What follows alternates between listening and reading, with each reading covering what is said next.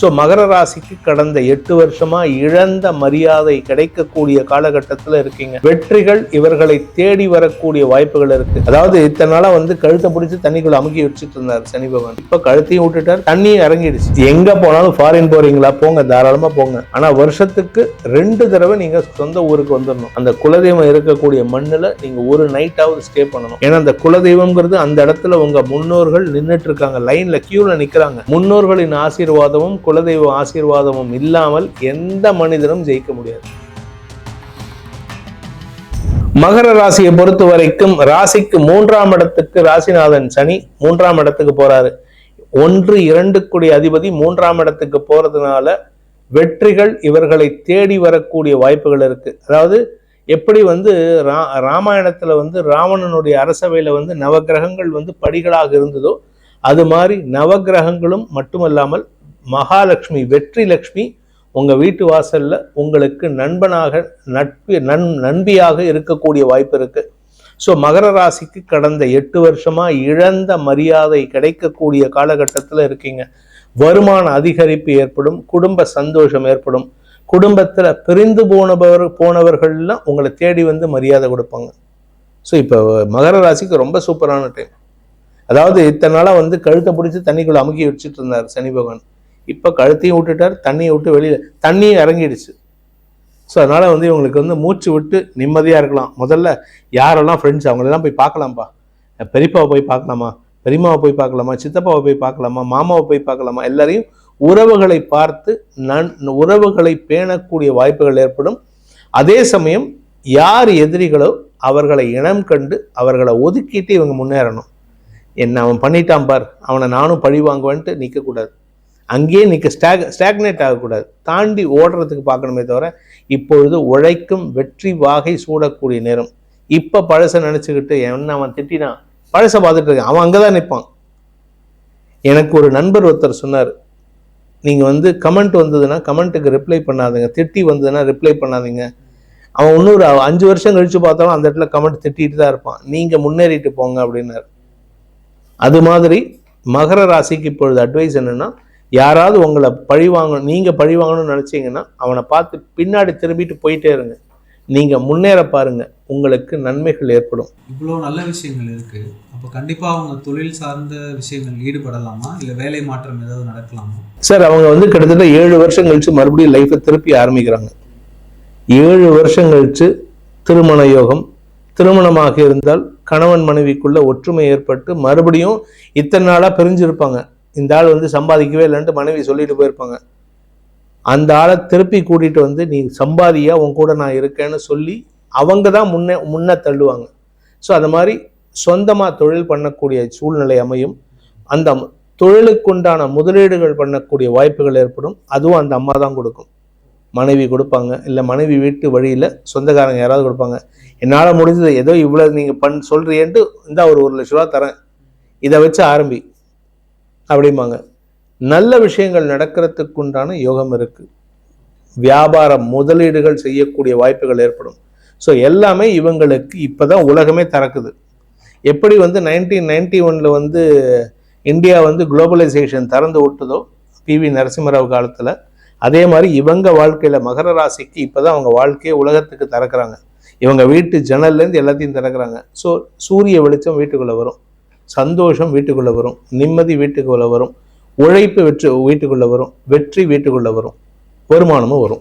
பணியிட மாற்றம் ஏதாவது செய்யறது, இல்லை இடமாற்றம், இங்கிருந்து வேலை எங்கேயாவது போறது, அந்த தாராளமா மாற்றத்தை சந்திக்கலாம். கடந்த காலங்கள்ல கடந்த 7 வருஷமா இருந்த இடத்துல அவமானத்தை சந்திச்சிருப்பாங்க.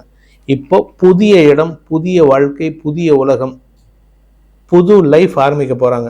ஸோ அவங்களுக்கு இப்போ நல்ல நேரம் ஆரம்பம். இன்ஃபேக்ட் இன்னும் சொல்ல போனால் I can compare this with கடகராசி. அதாவது மகர ராசியும் கடகராசியும் ஈக்குவல். 2 பேரும் அதாவது ஒரு 10 வருஷம் இருட்டு ரூம்ல இருந்தாங்க. கதவை திறந்தா எப்படி இருக்கும், பளிச்சு நடிக்கும். அவங்களால ஒரு அரை மணி நேரம் 1 மணி நேரத்துக்கு கண்ணு திறக்க முடியாது. அந்த மாதிரி ஒரு நிலைமையில இருக்காங்க. உலகம் திறந்து விட்டது உங்களுக்கு. பாதையை போட்டு ரெடியா இருக்கு. அந்த பாதையில நீங்க நடக்க வேண்டியதுதான் பாக்கி. ஆனா நடக்கிறது ஒழுங்கா இருக்கணும். ஏன்னா உங்களுக்கு இத்தனை நாளா ரூம்குள்ள அடைஞ்சு கால் இடுக்கி வச்சு உக்காந்தாச்சு. இப்ப கால் எடுத்து வைக்கிறதுக்கு தெரியல. அதனால கொஞ்சம் தடுமாறுவீங்க முதல்ல ஒரு 3 மாதம். அதை நிதானமாக செயல்படுங்க. உங்களுக்கு வெற்றிகள் ராஜ நடை நடக்கக்கூடிய யோகம் ஏற்படும். இவ்வளோ பலன்கள் இருக்கும்போது கண்டிப்பாக பொருளாதாரம் நல்ல உயர்வுல தான் இருக்கு, நல்ல வளர்ச்சி இருக்கு, வருமானமும் இருக்கும். வருமானம் இருக்கு. வருமானம் இருக்கிறது மட்டும் இல்லாமல் கடன் உதவிகளும் கிடைக்கும். ஏன்னா சொந்த பணத்தை வச்சு யாரும் பிஸ்னஸ் பண்ண முடியாது. இப்போ ஒரு சின்ன கடை ஆரம்பிக்கணும்னா கூட ஒரு 10 லட்சம் தேவைன்னா 10 லட்சமும் நான் போட முடியாது. என்கிட்ட 2 லட்சம் இருக்கும், மீதி 6 லட்சமோ 8 லட்சமோ நான் கடன் வாங்கலாம். அந்த கடன் கொடுக்கறதுக்கு ஆள் வேணும். அந்த கடன் இப்போ கேட்டால் கிடைக்கக்கூடிய வகையில் இருக்குது. பேங்க்கில் கேட்டாலும் கிடைக்கும், இல்லை ப்ரைவேட்டில் ஃப்ரெண்ட்ஸுக்கிட்ட கேட்டாலும் நண்பர்கள் வட்டி இல்லாமல் கொடுக்கறதுக்கு கூட வாய்ப்பு இருக்குது. மனைவி மூலயமா நிறைய உதவிகள் கிடைக்கும்னு சொன்னீங்க. கண்டிப்பாக திருமணம் இப்போ புதுசாக பண்ணலாமா? அந்த வாய்ப்புகள் யோகம் இருக்கு? தாராளமாக பண்ணலாம். ஏன்னா 7ஆம் இடத்துக்கு குரு வரப்போறாரு. திருமண யோகம் கைகூடும். பிரிந்து போன தம்பதிகள், இப்போ எனக்கு கல்யாணம் ஆகிடுத்து, மகர ராசியில் பிறந்தவங்களுக்கு கல்யாணம் ஆகிருக்கு, ஆனால் கடந்த 5 வருஷமாக வருமானம் இல்லைன்ட்டு மனைவி சண்டை போட்டு போயிருப்பாங்க. இல்லை மனைவி ஒழுங்காக பேச மாட்டேங்கிறா, எப்போ பாரு சண்டை போடுறான்னு கணவர் வந்து ஃபாரின் போயிருப்பார். இப்போ திடீர்னு ஒரு நாளைக்கு வந்து நிற்பார், வா நம்ம உன்னை கூட்டிகிட்டு போகிறேன், நம்ம பிரிஞ்சிருந்தோம், நம்ம வாழ்க்கை இனிமேல் வாழலாம், ஆனால் ஒரு கண்டிஷன், நான் சொல்கிறத நீங்கள் வந்து எதிர்த்து பேசாமல் என்னங்கிறத யோசித்து பேசு அப்படின்ட்டு இப்போ தான் 2 பேருமே உட்காந்து பேசுவாங்க. இன்ஃபேக்ட் இப்போ தான் 2 பேருமே பேசவே போகிறாங்க. ஸோ அதனால் அப்பேற்பட்ட ஒரு பிரிந்த தம்பதிகளுக்குள் ஒற்றுமை ஏற்படுகின்ற ஒரு சிறப்பான நேரம்.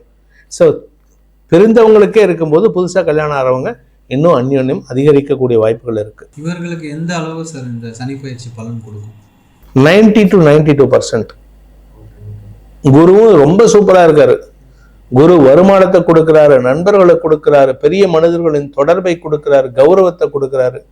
ஸோ குருவும் சாதகமாக இருக்கார் அடுத்த 2 வருஷத்துக்கு. சனி அடுத்த 3 வருஷத்துக்கு சாதகமாக இருக்காரு. அதுக்கப்புறம் உழைப்புக்கு உண்டான நேரம். 2 வருஷம் ஹஸ்பண்ட் அண்ட் ஒய்ஃப் நல்ல சந்தோஷமாக இருப்பாங்க. அதுக்கப்புறம் மனைவியை வீட்டில் வச்சுட்டு இவர் ஓடுவார். ஏமா இந்த மனைவிக்காக தான் நான் சொத்து சேர்க்கணும்னு ஓடுவார். எந்த மனைவி வேண்டான்ட்டு போனாரோ அதே மனைவியை கூட்டிகிட்டு போயிட்டு அந்த மனைவிக்காக சொத்து சேர்ப்பார். ஸோ ராஜயோகத்தை தரக்கூடிய காலகட்டமாக இருக்குது இந்த சனி பயிற்சி. இந்த பலன்களை அனுபவிக்கிறது அவங்க எந்த மாதிரி பரிகாரங்கள் செய்யணும்? குலதெய்வ வழிபாடு. எங்கே போனாலும், ஃபாரின் போகிறீங்களா போங்க, தாராளமாக போங்க. இல்லை நார்த் இந்தியா போகிறீங்களா, வெஸ்ட் பெங்கால் போகிறீங்களா, எங்கே போங்க. ஆனால் வருஷத்துக்கு 2 தடவை நீங்கள் சொந்த ஊருக்கு வந்துடணும். அந்த குலதெய்வம் இருக்கக்கூடிய மண்ணில் நீங்கள் ஒரு நைட்டாவது ஸ்டே பண்ணணும். எல்லோரும் என்ன பண்ணுறாங்க, காத்தால போயிட்டு 2 hours 3 hours உங்கள் அம்மாவை பார்க்குறதுக்கு எப்படி வருவீங்க? ரொம்ப நாள் கழிச்சு வரீங்கன்னா உங்கள் அம்மா கூட அட்லீஸ்ட் ஒரு நாளாவது ஸ்பெண்ட் பண்ணணும்னு ஆசைப்படுவாங்கல்ல. நீங்கள் அந்த மாதிரி. ஆனால் இப்போ அவங்களே மதிக்கிறது இல்லை, அது வேறு விஷயம். ஒரு நைட் குலதெய்வம் கோயிலில் ஸ்டே பண்ண, அந்த ஊரில் ஸ்டே பண்ண, அந்த மண்ணில் ஸ்டே பண்ணணும்.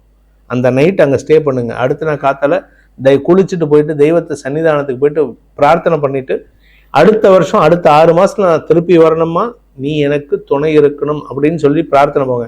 ஏன்னா அந்த குலதெய்வம்ங்கிறது அந்த இடத்துல உங்கள் முன்னோர்கள் நின்றுட்டு இருக்காங்க, லைனில் கியூவில் நிற்கிறாங்க. என்னன்னா உங்களை பார்த்து எல்லாரும் நிற்கிறாங்க. நீங்கள் போய் இப்படி நிற்கிறாங்கன்னா நீங்கள் அவங்க பின்னாடி போய் நிற்கலை.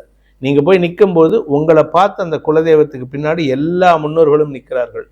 முன்னோர்களின் ஆசீர்வாதமும் குலதெய்வ ஆசீர்வாதமும் இல்லாமல் எந்த மனிதனும் ஜெயிக்க முடியாது. அப்பேற்பட்ட ஒரு யோகமான டைம்ல நீங்க இருக்கீங்க. ஜெயிக்கிறதுக்குனே வாழக்கூடிய நபர்கள் இப்பொழுது மகர ராசி நண்பர்கள்.